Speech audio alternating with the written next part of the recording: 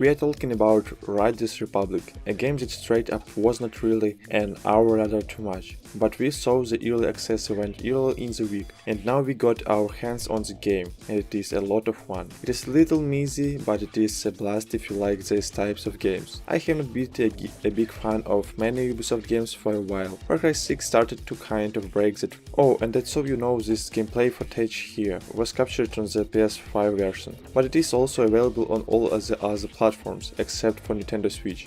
Now Riders Republic is an always online, big crazy extreme sports open world racing game with some games as a service elements. Once you unlock stuff, you are free to be basically anything on an absolutely massive open world map that serves as kind of an amalgamation of national parks and stuff. You can ride downhill on mountain bikes, blaze through the snow on skis or in a snowboard, fly down mountains on a wingsuit, or race through checkpoints with a jetpack, kind of like Rocketeer style, or a couple of other wacky things. Now in a lot of ways it feels like Ubisoft took what they learned from Steep, a game that had a lot of fans but I wasn't really into it, and The Crew, a game that also had its fans, but I thought it was just okay. Here they took what they learned from Steep and The Crew too, and they took this stuff and they mashed it up into a big crazy 4 game. Now there is progression if you are playing alone, so you can work your way through a career. You are winning races and implementing some objective within those races to earn stars, to unlock things in your career and also level up a ranking. By progressing you are unlocking more race types and more challenges and stuff, and of course you are getting more gear along the way. The important gear, it is all the actual stuff you are using,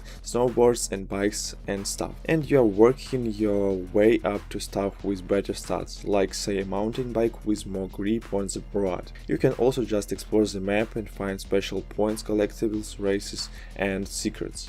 You can use your gear or fun stuff like a snowmobile or a fun parachute or other weird things to get around. You can also just walk around on foot, and all of these things you can swap in real time with kind of like an equipment wheel. There really is a lot of freedom. Now you are also earning cash and stuff to buy yourself cool outfits to express yourself. Silly masks, hats, clothing, pants. Some of it can get pretty ridiculous and funny. As you probably see here, I mostly keep it simple just cause I like the racing and I don't want to get too distracted, but that's just me, I'm boring. The game does give you the now typical storefront where you can buy in-game currency with real world money as well if you want. It is all cosmetic. The only stat increase are so the gear you get, like your bikes and your snowboards and stuff. And you cannot buy the stuff, but it is this, and it's worth pointing out.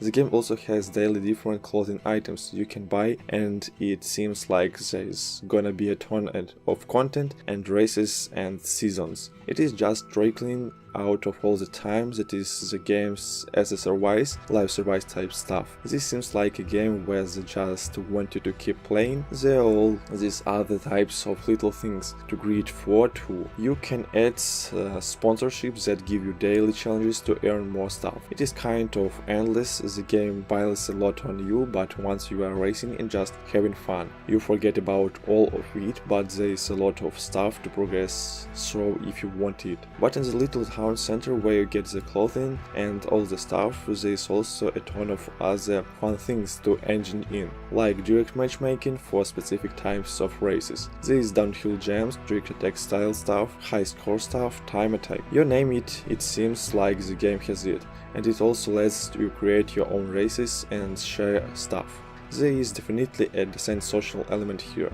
The world and races are always populated, with players all over the place doing fun stuff, and crossplay is enabled by default. You can group up and do some head-to-head style challenge stuff, and there is seemingly a lot of good friendly competition. The whole thing reminds me of the more recent Forza Horizon games, you know, the party atmosphere with everyone racing and the game trying to throw as much fun stuff at you as possible at all times. Now along with this party atmosphere comes to presentation. There's a bunch of hey wow cool dude types of people telling you about races and introducing you to things things and it fades away after a while when you are just focused on racing and grinding. But that stuff, this whole presentation is corny and it just kind of bounces right off me. Man, nobody really acts like this and it's just awkward, so I wish they did not bother. Again, that's really just personal opinion stuff.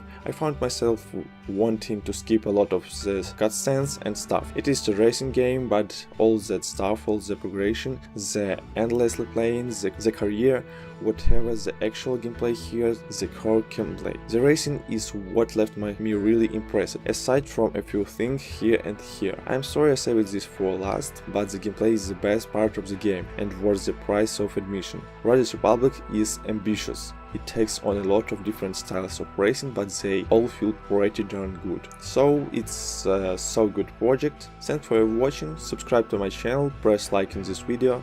Goodbye.